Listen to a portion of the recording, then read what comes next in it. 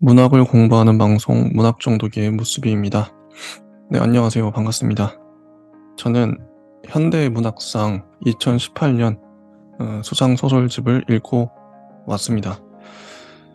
이번 주에도 소설을 다 읽는 게 쉽지만은 않았어요. 예, 분량이 많더라고요.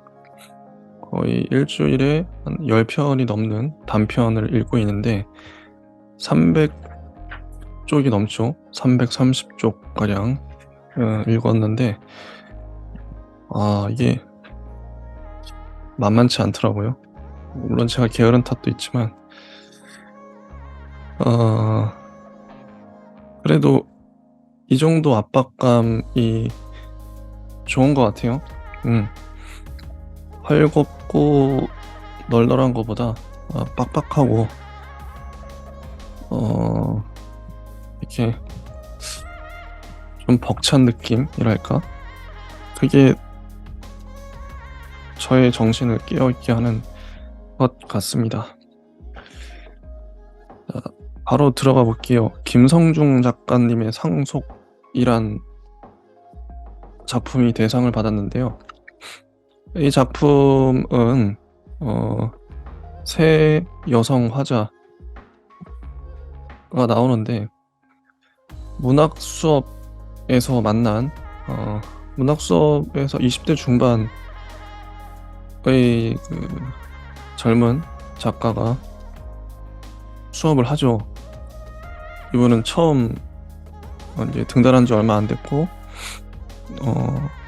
처음 이런 문학 강의를 하는데 글쓰기 수업.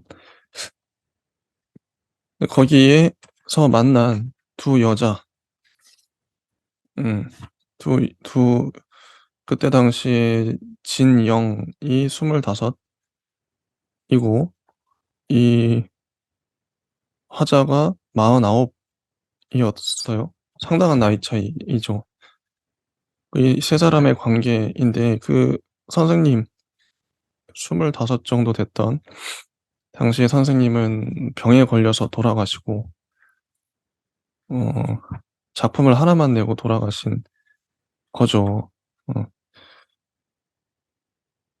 그 이후에 선생님의 책을 물려받은 이 49의 기주 언니, 기주 언니가 인제 나이가 60이 다 됐는데 음 췌장암이 재발하고 죽을 날이 얼마 남지 않았어요. 작가님에게 물려받았던 책을 기주 언니가 갖고 있다가 거기 또 플러스 기주 언니 책이 또 있겠죠. 그거를 진영에게 어 물려주는, 그래서 제목이 상속인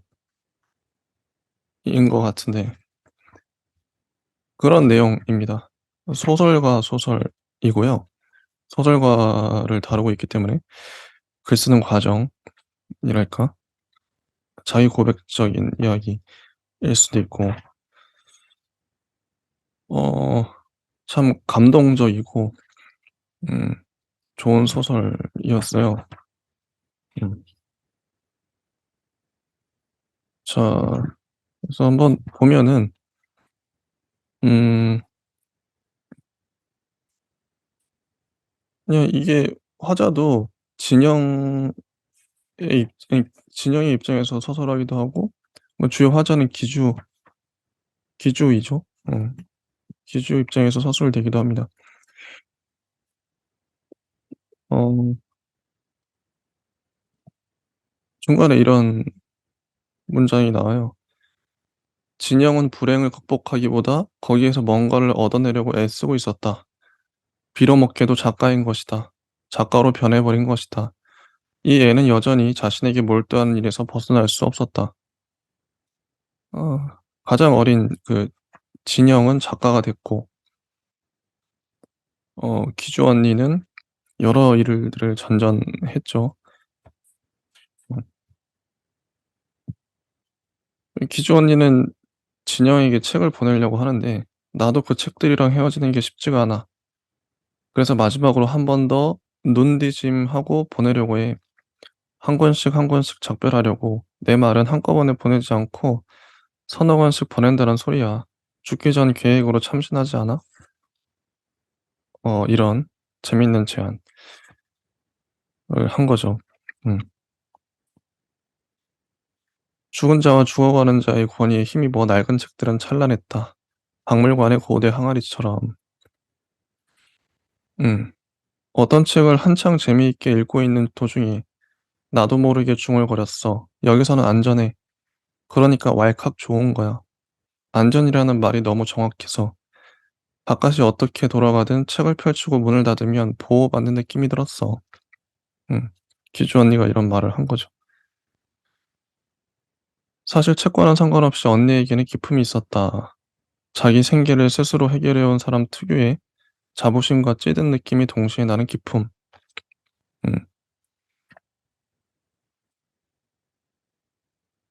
음. 우리가 트레버에게서 배운 것은 기주 언니가 남편과 헤어지지 못한 그 이유, 인간은 원치 않는 모순에 붙들린 채 살아간다는 것이다.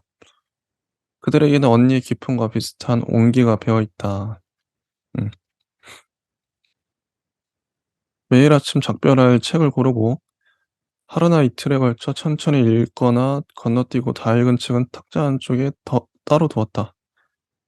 이번 생에서는 이 책과 마지막이라는 생각 때문에 처음에는 굉장히 느리게 읽었지만 그러다가 대부분의 책들을 건드리지는 못할 것 같아 되는 대로 읽고 있다. 인생이 정리되는 실감이 든다. 라는 말. 그리고 과거 회상이 나오는데 그 작가 20대 중반의 작가가 했던 강의인 거죠. 선생님이 했던. 젊은 사람들을 진실로 젊게 만드는 셰익스피어. 우선 감격하고 그다음에 공부하는 것입니다. 우선 그 사람, 그 최고의 사람, 극한의 그 사람, 셰익스피어를 연구하시오. 슈테판 츠바이커의 감정의 혼란 중 일부를 복사한 것을 인용한 거죠. 선생은 우선 감격하고 그다음에 공부한다는 대목은 힘을 주어 두 번 읽었다. 음. 소설은 일종의 번역입니다. 나의 인식이 더해진 세계에 대한 번역. 그런 인식은 차가운 지성으로 이루어지는 것이 아니에요. 완전히 압도당하고 사로잡혀 포로가 되는 그런 경험이 필요해요. 우리에게 격렬함이 필요해요. 플롯이니 문장이니 하는 건 집어치우고 이것부터 시작하자고요. 한 번이라도 이 뜨거움에 대는 게 목표입니다. 그럴 수 있으면 좋겠군요. 그래야 저 스스로 사기꾼처럼 여겨지지 않을 테니까요. 나는 그녀를 구경하고 있었다. 작가 구경.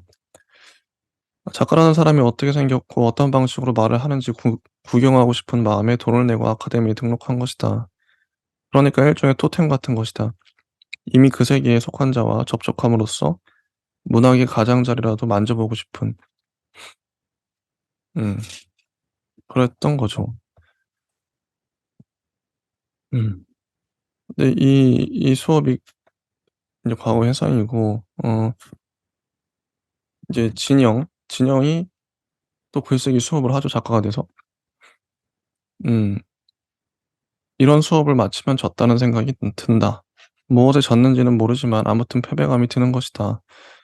작가로서 회전하지 않는 동안 강이라고 싱싱할 수 있을까? 나는 지치고 냉소적이고 불꽃을 잃어가는 중이었다. 겁먹은 영혼의 작가, 이것은 자격 상실을 의미합니다. 미하일 조센코의 말이 떠올랐다. 어, 진영은 지금 글이 써지질 않아요. 그런 상태이고. 두어 시간 웹서핑을 하고 난 다음이야 학생들의 습작을 꺼낸다. 더미, 이것들은 꿈의 더미들이다.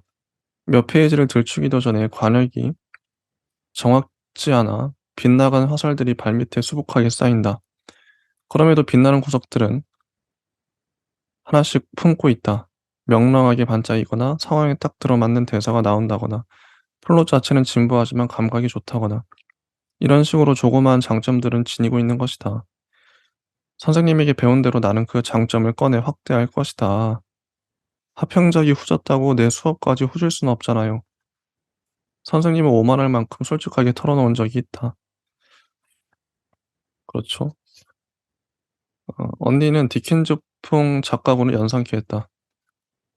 바닥에서 삶을 관찰하고 거리에서 언어를 주워오는 증언하고 싶은 경험 때문에 글쓰기를 시작하게 되는 작가들 말이다. 그죠. 음. 선생님은 주목받는 유망주였지만 첫 책을 낸 지 2 년도 되지 않아 세상을 떠났다. 가슴에 품은 수많은 이야기들은 밖으로 나갈 기회를 못 찾은 새들처럼 선생님과 함께 영원히 봉인되어 버렸다. 기주 언니의 재능은 분명했지만 나이도 환경도 받쳐주지 않았다. 그죠.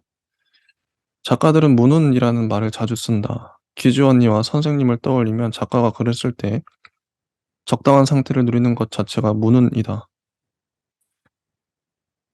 그런 의미에서 나처럼 문운이 좋은 사람도 없는 것 같다. 내가 있는 온실은 춥거나 덥지도 습하지도 않다. 나는 가난하거나 아프지도 않고 이제는 이 가벼움을 묵직하게 가라앉혀 줄 불행마저 겪었다.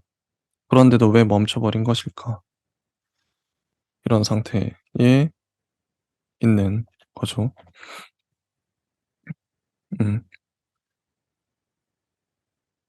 음. 합평 시간은 더욱 흥미로웠다. 비유하자면 이렇다. 선생님이 원 한가운데에 모닥불을 피워 놓으면 수강생들이 각자의 나뭇가지를 집어넣어 불을 크게 살리는 식이었다. 별 볼 일 없는 습작생들이지만 우리는 좋은 시절을 보내고 있었다.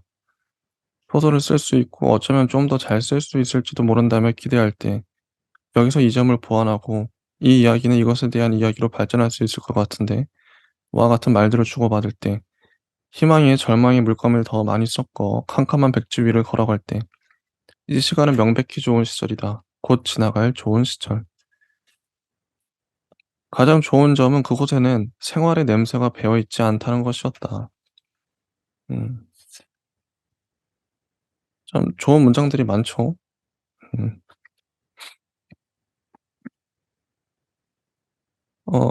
선생님이 아프시니까 간병인 노릇을 기주 언니가 하죠.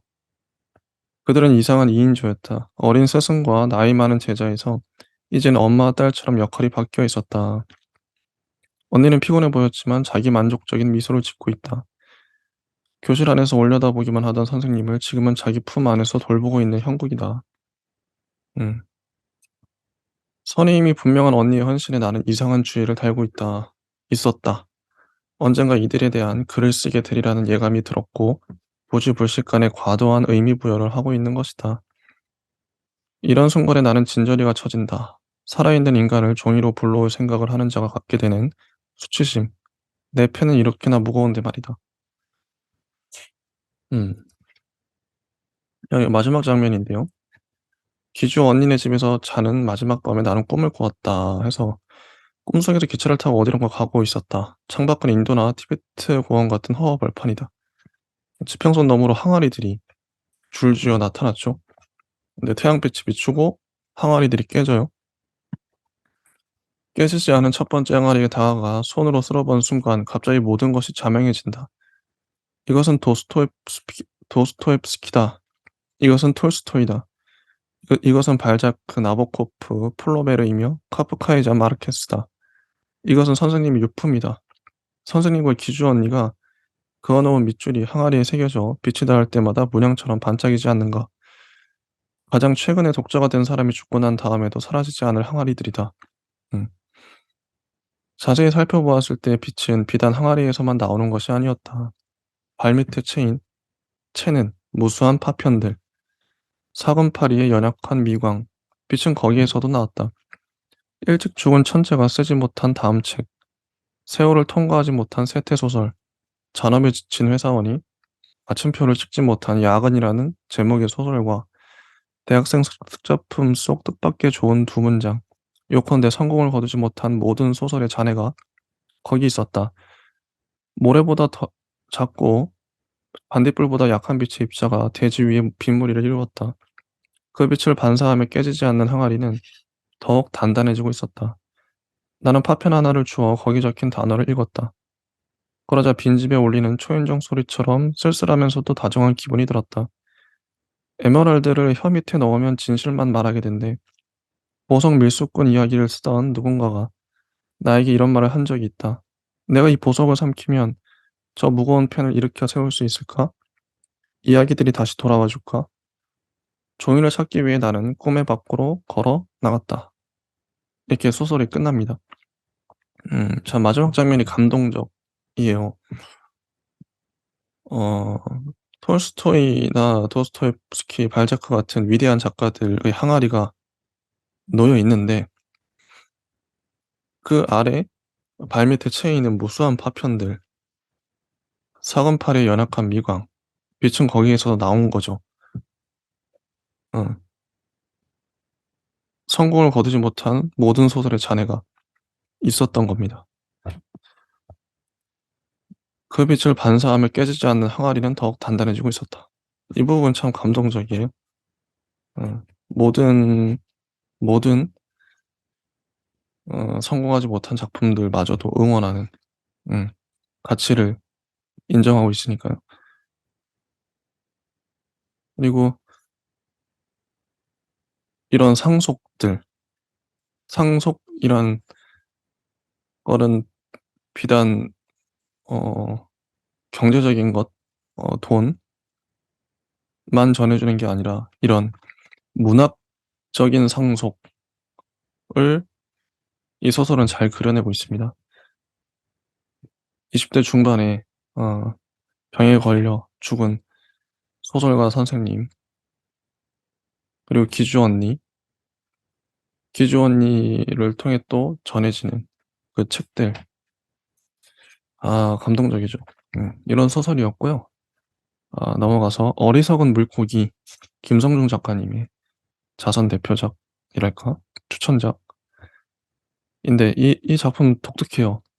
일단 여기 주인공이 이제 너로 지칭되는데 이 너는 동물입니다. 예전에 인간이 존재하기 이전에 야생 동물로 여겨져요. 쥐사슴 쥐사슴인데 쥐사슴으로 지칭이 되죠. 그런 동물이 자기가 낳은 새끼들을 다 잃어버리고 악에 바치는 거죠. 아기들이 다 자식들을 천적에게 모두 잃고 하니까 음 한 마리의 자식도 품에 안지 못하니까 울분이 받쳐서 나는 조화를 증오해요. 이 고통은 오직 내 것이고 이건 절대로 자연스러운 일이 아니에요. 전쟁이 술리리 하는 것들에 내 고통을 절대로 내어줄 수 없어요. 빌어먹을 자연의 질서 따위 흡수되지 않을 거라고요. 이런 말을 내뱉죠. 그러면서 땅에 살던 대지에 살던 이 쥐사슴이 바다로 갑니다. 어 바다로 가는데 고래가 돼요. 이 몸이 변형되면서 지느러미가 생기고 거대한 고래가 됩니다. 하나의 우화 같기도 한데 어 이렇게 고래로 바다에서 살다가 다시 마지막 장면으로 가면 다시 땅으로 대지로 돌아오죠. 다시 쥐사슴이 됩니다. 참 감동적이라고 할까. 어 참 좋은 소설이었어요. 이제 별표친 부분들을 보면 음 "그런데 기이한 일이 벌어진다. 얌전하게 죽음을 기다리자. 죽음에게서 기대한 바로 그 평화가 도래한 것이다. 바다에서 너는 중요한 사실을 깨달았다. 물속처럼 울기 좋은 곳이 없다는 것이다. 비통한 너의 울음이 대양을 진동시키며 죽은 자들을 일깨운다. 물결을 타고 너는 자식들의 목소리를 한꺼번에 듣는다. 막혀있던 모든 눈물을 바다에서 풀어낸다." 전 분위기 자체도 그렇고 문장도 되게 절절하죠. 심각하고 진지하고 동물이 주인공이고 어 이솝우화 같은 느낌도 들고 "너는 우는 것이 좋다. 형태를 잃고 부서지는 것이 좋다. 파도가 모양을 바꾸며 다시 만들어져 되돌아오는 것이 좋다. 그것은 혼란스러운 너의 영혼을 닮았다. 만의 절벽에 서서 수많은 물방울의 날들을 돌이켜보니 바다가 왜 크고 푸른지 알 것 같았다. 바다는 슬픈 짐승의 눈물이 한데 모여 깊어진 것이다. 슬픈 짐승의 눈물은 사라지지 않는다. 마르지도 않는다. 지구에 이토록 푸른 물이 넘실대는 이유는 죽어간 모든 짐승의 눈물이 더해졌기 때문일 것이다. 좋은 소설을 읽어보면 아는데 스스로 잘 읽히죠. 음. 리듬감도 느껴지고요. 호흡도 좋고 강약 조절 좋고 김성중 작가님 잘 쓰십니다. 예. 물고기들은 떼지어 다닐 때조차 간격을 유지하고 있으며 이 간격이야말로 그들의 우아한 자유를 말해준다. 그들은 불쾌하거나 기묘한 풍경을 보아도 눈을 깜빡이거나 소리내어 짖지 않는다. 그것이야말로 네가 말한 질서다. 저는 보통 줄을 칠 때 음 이 숨이 끊어지는 데서 줄도 끊어져요. 음. 물고기들은 떼지어 다닐 때조차 간격을 유지하고 있으며 여기서 끊어야겠죠? 이 간격이야말로 그들의 우아한 자유를 말해준다. 그들은 불쾌하거나 기묘한 풍경을 보아도 끊고 눈을 깜빡이거나 소리내어 짖지 않는다. 그것이야말로 네가 말한 질서다. 호흡이 참 좋죠. 음. 나는 무트로 나아가려 해. 기괴한 걸음걸이로 다가온 물고기가 이렇게 말했다. 복잡한 교감이 우리 사이를 오간다. 걷는 고래와 팔이 달린 물고기. 우리는 정반대의 방향에서 출발해 서로를 지나갔지만 동일한 욕망을 지녔다. 우리는 살던 곳을 등지고 서로 스스로 고향을 되찾기는 존재들이었다. 희망과 절망이 공존하는 불완전한 육체를 지닌 채. 음.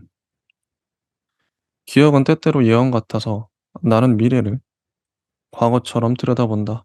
나는 해체될 것이다. 무거운 뼈들에 눌려 죽어갈 것이다.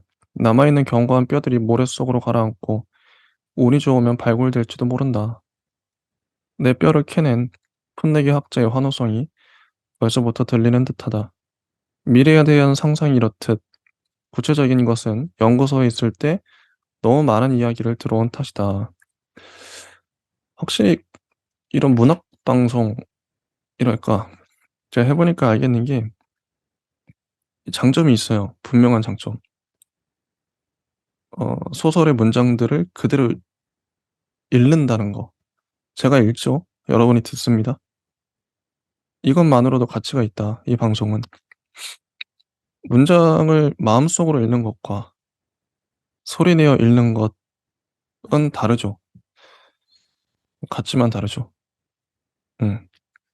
내가 언제부터 고래가 되었을까? 다른 물고기들처럼 바다에서 살아갈 수 있는 것만으로도 행복한 날들이 있었다. 그러나 육체 갈아입기라는 목적에 성공한 다음부터 나는 이상한 욕망으로 들끓었다. 이게 똑같은 문장을 읽어도 어 누가 읽느냐에 따라서 다르게 느껴질 것 같아요.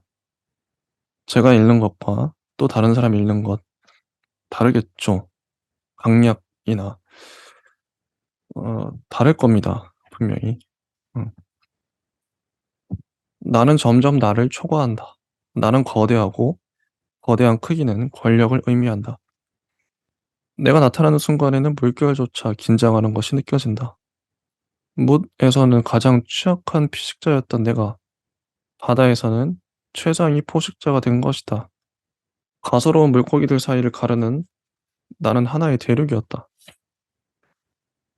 음. 섭식과 식습관이 바뀌니 몸이 서서히 변화하는 건 당연해. 그런데 정말 궁금한 건 이거야. 왜 바다에 들어갔을까? 쥐사슴에 가까운 작은 동물이 제 발로 바다로 들어가 덩치 큰 고래가 되었다니 참으로 이상하지 않아? 최초의 쥐사슴은 대체 왜 물에 들어갔을까? 먹이 때문에? 적을 피해서? 사실 내가 가장 많이 받는 질문이기도 해. 내가 인간이었다면 조용히 웃어주었을 것이다. 나의 기원은 슬픔이라는 것, 고래로서의 기원은 쥐사슴으로서의 절망이라는 것, 끈덕지게 남아있는 희망이 내 육체를 조이고 늘리고 두 눈을 잡아당기고 몸을 길쭉하게 만들고 이빨을 다 뽑고 뒷다리와 귀를 제물로 가져가 버렸다는 사실을 박사는 짐작이나 할 수 있을까? 음. 고래라는 포장지에 쌓인 나는 무엇이었을까? 돌연변이 괴물인가? 신이 스위치 내리는 것을 잊어버린 생명인가? 고래라는 종의 기억 저장소 같은 것은 아닐까? 이렇듯 밀도가 높은 바다를 돌아다니다 보면 별의별 생각이 든다. 앞으로 나아갔던 만큼 뒤로 멀어지는 파도들이 어딘가에 죄다 얼어붙어 있을 것만 같다. 물결 하나하나에 나를 갈라버릴 칼날을 숨겨놓은 채. 나는 늙은 고래다. 그건 부정할 수 없다. 언제부터 늙었는지는 잘 모르겠다. 늙은 나를 알아차린 순간만이 존재할 뿐이다. 음. 이제 죽을 때가 다가왔죠. 고래가 된 지사슴이. 근데 파도에 밀려서 다시 무수로 돌아왔어요. 거대한 몸의 고래가. 나는 지금 포유류의 몸으로 돌아가고 있는 것이다. 이것이 오래전 어미들이 말한 조화였다. 털이 돋아났다. 그러나 죽으면 더 빨리 자라날 것이다. 근데 맨 마지막 문장이 고래가 쥐사슴이 돼서 작은 쥐사슴이 숲을 향해 한 발 내딛는다. 이렇게 끝납니다. 자, 넘어가서 수상 후보작들을 볼게요. 권여선 작가님의 모르는 영역. 이건 부녀의 이야기인데 다영은 여주에 있다고 했다라는 문장으로 시작하죠. 다영이란 딸, 다큐멘터리를 제작하는 팀의 다영인데 그 다영이 여주에 있는데 아버지가 찾아가죠. 음. 찾아가서 고기 사주고 그 무리들과 함께합니다. 그러면서 다영과 어 어 대화를 하기도 하고 그런 소설이에요. 근데 제목처럼 모르는 영역, 서로에 대해 잘 모르죠. 그런 소설인데 이 소설의 권여선 작가님의 문장이 탁월해서 분위기가 참 좋아요. 낫달이라는 상징 중요하고 운동 후의 식사, 낮술을 치기, 봄날의 나른함이 겹쳐 흐는 선잠에 빠지면서도 '이게 어쩐지 저 은은한 낫달 때문이지.' 싶었고 '이게 죄다 저 뜯긴 솜 같은 낫달 때문입니다. 낫달 때문입니다.' 하다 잠이 들었다. 음 그쵸. 음 넘어가면 쭉 넘어가면 해서 음 고기를 사줘요, 아버지가. 음. 아버지가 그 일행이 고기를 사주고 음 근데 고기를 사줬는데 그 식당에 인제 다행히 5 명분을 예약했는데 6 명분의 돈을 받은 거죠. 근데 이게 착오였던 것 같은데 다영은 5 명분이라고 얘기했는데 왜 그래서 인제 실강이가 일어나고 근데 아버지는 다영 보고 "나가 있으라." 그러고 "그냥 계산해 주십시오." 그러죠, 아버지가. 음. "아니 왜 그냥 계산해요. 우리가 잘못한 것도 없는데 왜 바가지를 써요." "아니 바가지라니 고기가 그게 얼마치인데 바가지래." "다영아 그만하고 나가 있어. 아빠가 알아서 계산하고 나갈 테니까." 이런 소란이 잠깐 있었고 그 이전에는 걔가 음 빨간 신발을 물어 갔다고 "선생님이 먼저 말씀 좀 해 주시면 안 되겠습니까?" 이 주인이 얘기를 하죠. 음. 빨간 신발을 물어 간 줄 알았는데 그 일행 중 한 명이 다리가 다쳐 가지고 인대가 끊어지는 바람에 목발을 짚고 있었더라. 그러니까 결국 그 빨간 신발 신은 아저씨는 한 발로 신발을 잃어버린 게 아니었죠. 그런 요런 좀 중간에 에피소드가 있었고 음. 거기 하늘에 뭐가 희미하게 찍혔는데 엄마가 UFO라고 했어요. 그거 나 딸 맞죠? 모르지 그건? 어쨌든 UFO는 아닐 거잖아요. "아니야. 그건 우리가 모르는 영역이다." 자 제목 나왔죠. "모르는 영역이다." 이럴 때 엄마가 이해가 돼. 그게 무슨 말이냐. 그냥 이해가 된다고 왜 아빠 같은 사람을 만났는지. 그러지 말았어야 한다는 거냐? 모르죠 그건. 우리가 모르는 영역이죠. 그건 UFO보다 더 음 이런 대화를 하죠. 그리고 아까 인제 돈 관련해서 "6 명인 줄 알았다잖니. 사람이 살다 보면 실수할 수도 있는 거지." 이게 실수인지 고의인지 아빠가 어떻게 알아? 한 번 이렇게 했는데 먹히면 앞으로 또 이렇게 해도 되는 줄 안다고. 난 사람들 그런 게 싫다고. 이 사람들 상습적으로 바가지 씌우고 그럴 사람들 아니야. 또 한 번인데 어때? 한 번은 그냥 넘어가. 한 번이니까 괜찮다. 한 번이니까 괜찮다. 그냥 넘어가자. 아버지는 그렇게 생각하시는 거네요. 그렇게 넘어가면 마음이 좋으세요? 한 번은, 한 번은 해도 됩니까? 왜 해도 됩니까? 한 번은? 음.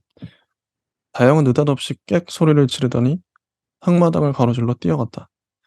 이거 중요한 문장이죠. 한 번은 해도 됩니까? 그러니까 둘 사이에 어떤 과거가 있었던 것 같아요, 그녀 사이에. 계산이 안 맞으면 기분이 안 좋을 수 있지만 그래도 그렇지 이만한 일에 저희는 왜 저토록이나 화가 나서 꽝꽝 얼고 절절 끓고 하는가. 저런 건 참 안 닮았구나 싶었다. 전처는 감정이 오르내림이 거의 없는 사람이었다. 아니 감정은 어땠는지 몰라도 표현은 언제나 온건했다. 화가 치밀거나 용납할 수 없는 일이 생기면 잠자코 손으로 이마를 꾹 짚는 버릇이 있었는데 이마를 짚고 천천히 문지르던 손을 스르르 늘어뜨리기까지 그는 얼마나 가슴을 졸였던가. 그는 늘 실수하고 전처럼 번번이 용서하던 용두산보다 더 오래전의 일이었다. 근데 이 아저씨 이 아버지가 관찰력이 상당히 좋아요. 이 소설을 읽어보시면 아시겠지만 왜 이런 거에 주목을 하는가 이 주인공들이요. 이 아저씨는 상당히 디테일에 강하시거든요. 아까 나 딸을 관찰하는 것도 그렇고 뭐 특이한 것들에 주목을 하는데 예를 들면 이런 거죠. 어디선가 새가 날아와 나뭇가지에 내려앉았다. 날갯짓의 급격한 감속, 날개를 접고 사뿐히 가지에 착지하는 모습, 가지의 흔들림과 정지.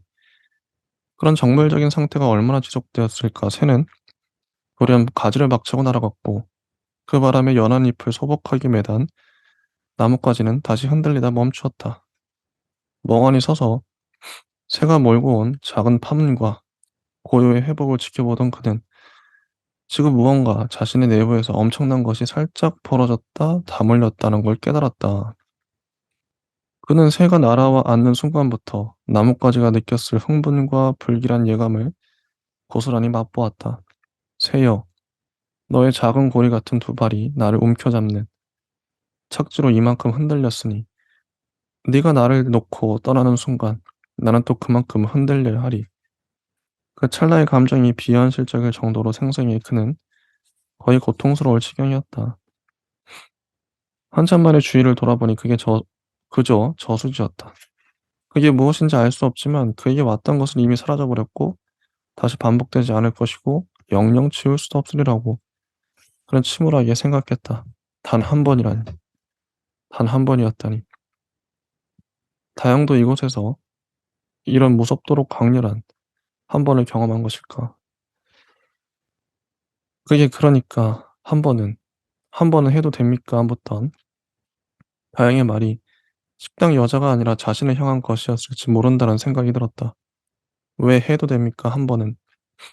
그는 숨이 막힐 듯한 통증을 느끼고 자갈 위에 주저앉았다. 과연 그렇다. 정말 디테일하죠. 어, 새가 날아와 나뭇가지 내려앉은 모습을 통해서 생각이 전개가 됩니다. 디테일하게 관찰하고 있어요. 저는 이걸 보면서 어떤 생각이 들었냐면 이 아저씨 이 아버지가 새는 이렇게 잘 관찰을 하는데 정작 딸의 마음은 아내의 마음은 잘 알지 못하고 잘 관찰하지 못했던 거 아닌가 그동안. 되게 뭐 아무것도 아닌 거에 주의를 상당히 기울이는데 묘사하고 정작 알아야 될 딸의 마음을 묘사하지 못하는 그걸 권혜선 작가님은 드러내고 싶으셨던 게 아닐까. 무엇에 주목하는가 이 주인공들이 말이죠. 그렇겠지. 그럼 이걸 저 할머니께 드리는 건 어떻게 생각하나. 위에 야채하고 저하고 다 있는데 아 그건 좀 그런데요. 그건 좀 그런가? 요즘 시골 사람들 독극물 그런 거에 예민하거든요. 독극물? 그런 예상치 못한 말에 웃음을 터뜨렸다. 하긴 생판 모르는 사람이 주는 고기를 개도 아니고. 음. 그런데 아버님 이 고기가 아버님이 사셨으니 아버님 소유이긴 하지만 제가 양보를 못 하겠습니다. 이거 미안하네. 내 임의로 처분하려고 해서. 일행중 한 명과 이런 얘기를 한 거죠. 우연히 만난 그 시골의 할머니, 일하는 할머니에게 이거를 남은 고기를 주려고 하는 이 과도한 친절을 부리려는 아버지. 와, 아버님 이름은 못 외우시면서 제가 PD라는 걸 한 번 듣고 외우셨네요. PD는 고유명사하고 다르게 의미가 들어가 있으니까. 음 뭐 이런 것.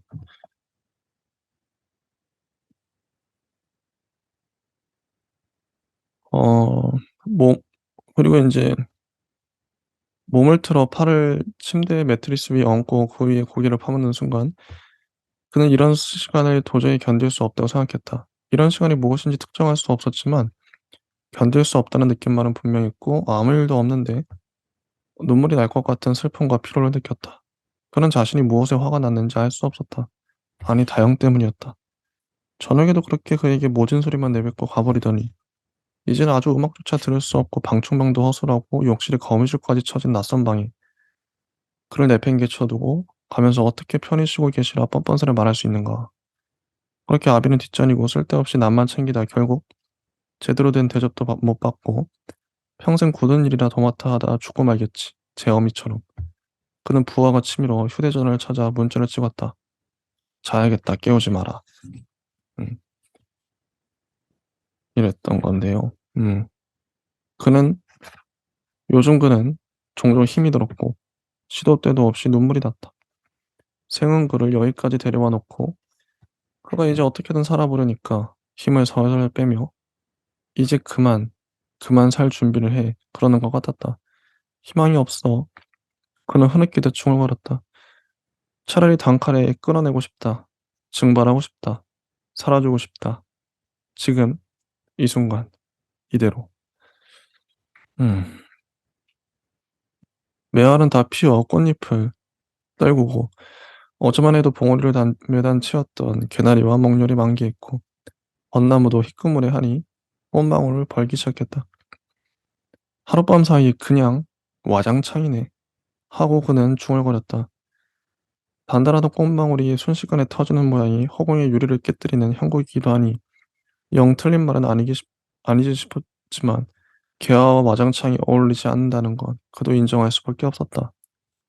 밤새 한꺼번에 폭발하듯 피어난 벚꽃들을 무엇라고 해야 좋을지 잠시 말을 고르다가 그만두었다.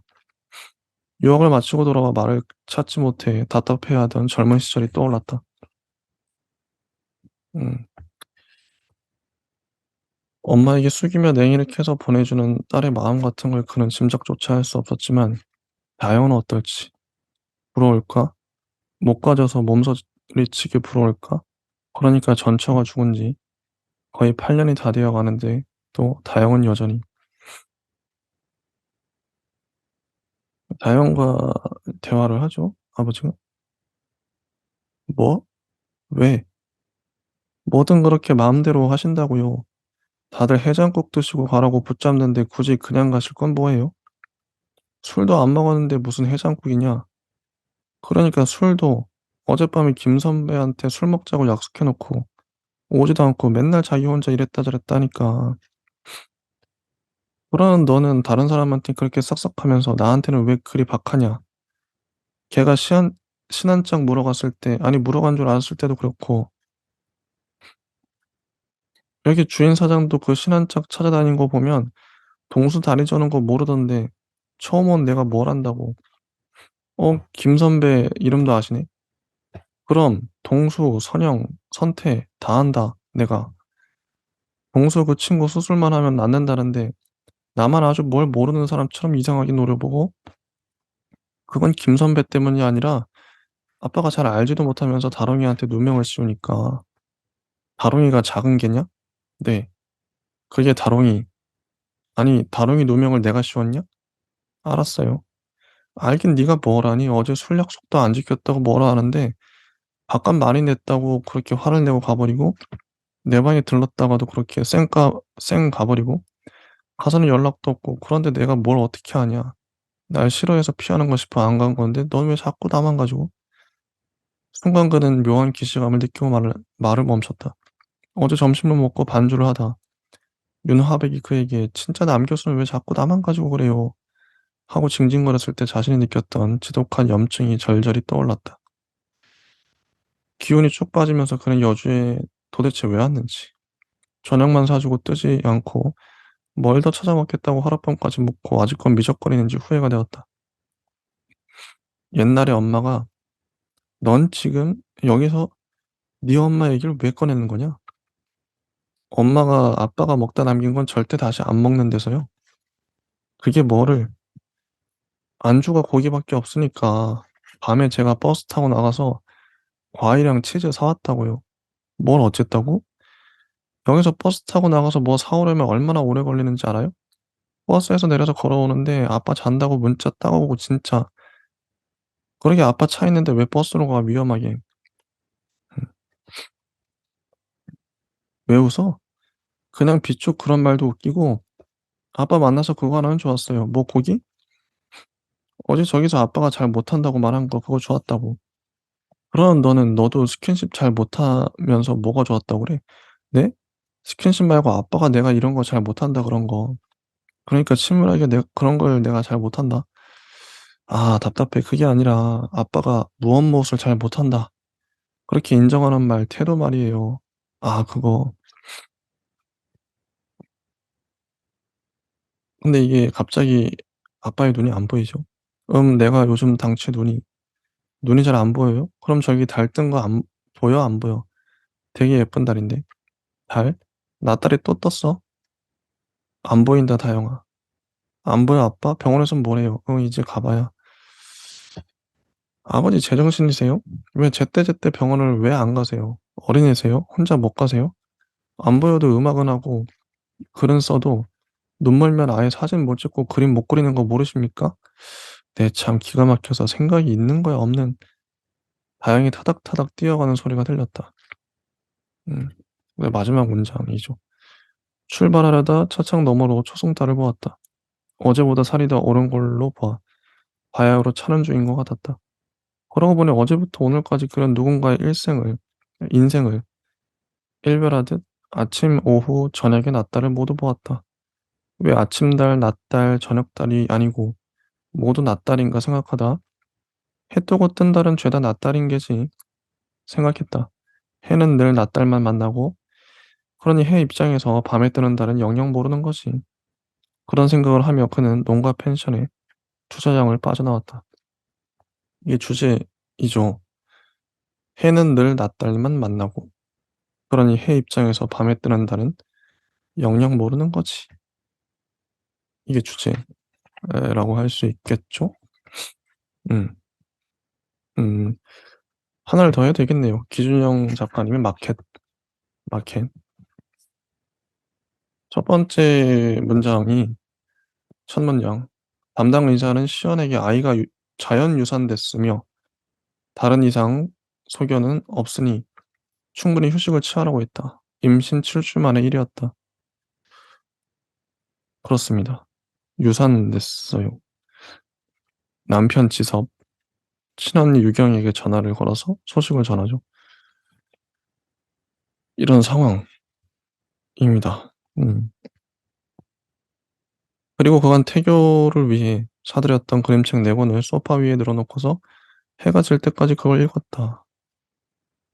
씩씩대며 호호 불며 조롱조롱 매달려 그 길을 활랑젖혀 콜록콜록 기침하며 새근새근 반짝 눈을 뜨고는 간질간질 후들후들 복슬복슬 오물거리며 똑똑 두드리고는 팔짝 뛰다 뒹굴며 같은 단어들을 따라가다 보니 이야기 속에 밤이 깊어 모자와 구두, 소년과 소녀가 모두 잠이 들 시간을 맞았다.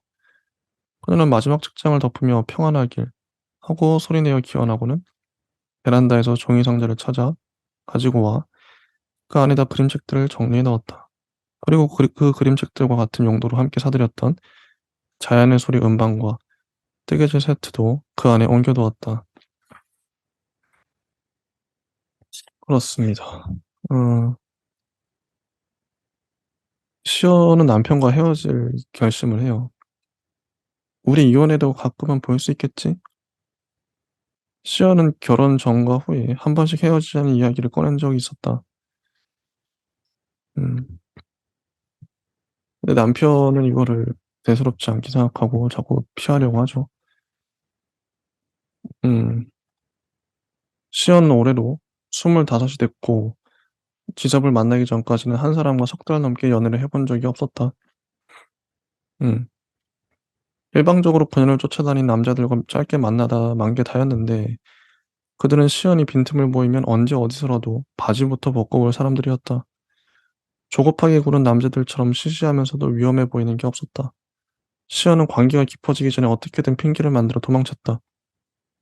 그 핑계들 속에서 그녀가 처한 상황이나 가족의 부정적인 성향이 극대화됐다. 그녀는 아버지와 어머니를 구제불능의 난폭한 폭군과 알코올 중독자로 묘사했고 빚더미에 올라앉은 자매가 있다며 고통스러워했다.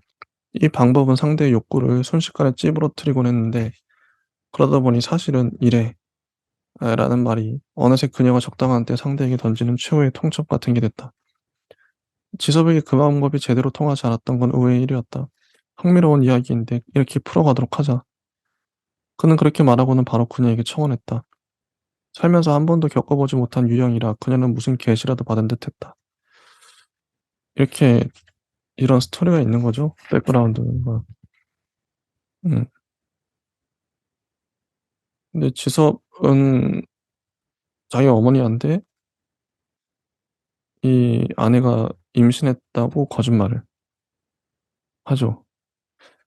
시연은 아이를 유산했다는 사실을 비밀에 붙이고 임신했다는 거짓말로 고부간을 한자리에 엮어두려 한 남편에게 화가 나진 않았다.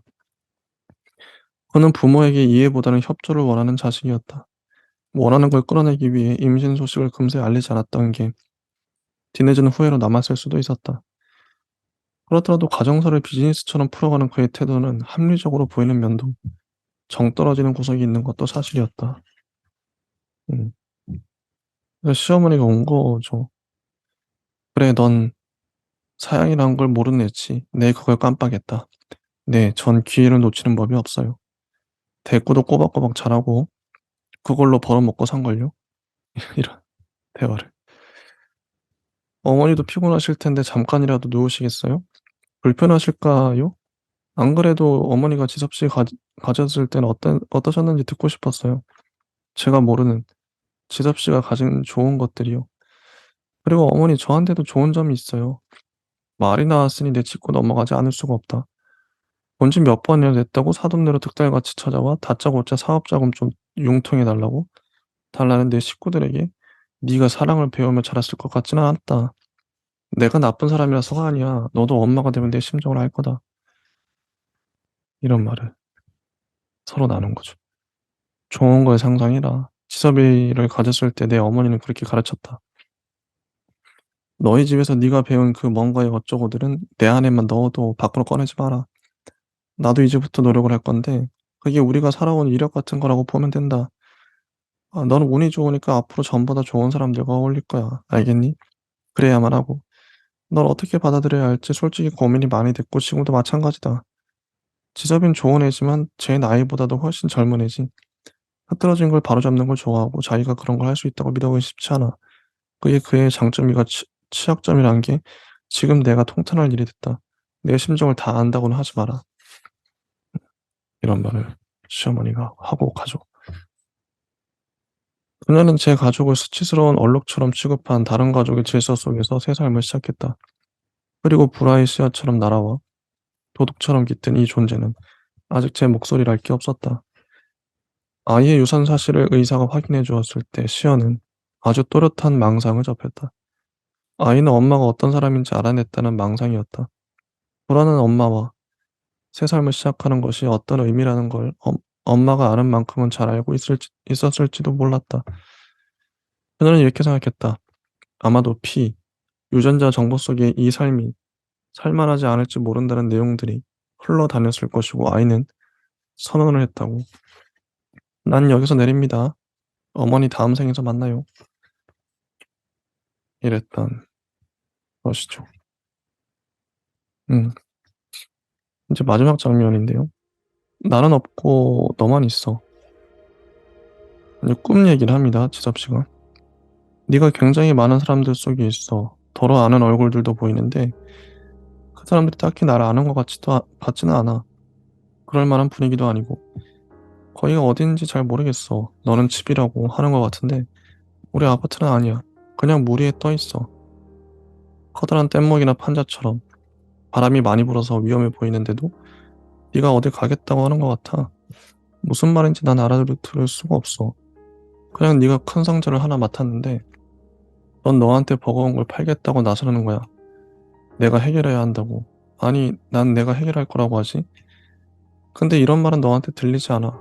네가 있는 곳에는 내가 없고 나 있는 데서 너는 너무 멀어." 시연은 울기 시작했다. 그 이야기가 사랑한다는 말이 아니면 무엇일 수 있을까?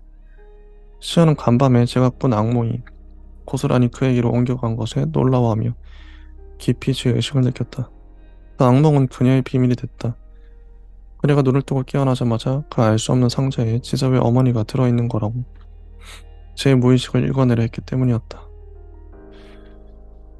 그녀는 그 순간 사랑한다는 말만큼 온당한 말이 없으리란 걸 알면서도 입 밖으로 꺼내지 못했다.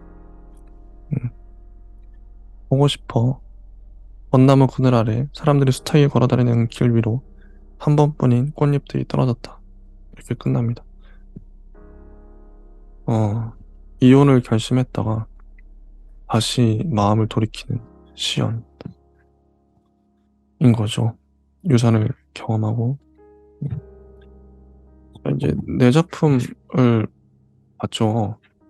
김성중 작가님의 상속, 어리석은 물고기, 권혜선 작가님의 모르는 영역, 기준영 작가님의 마켓을 봤습니다.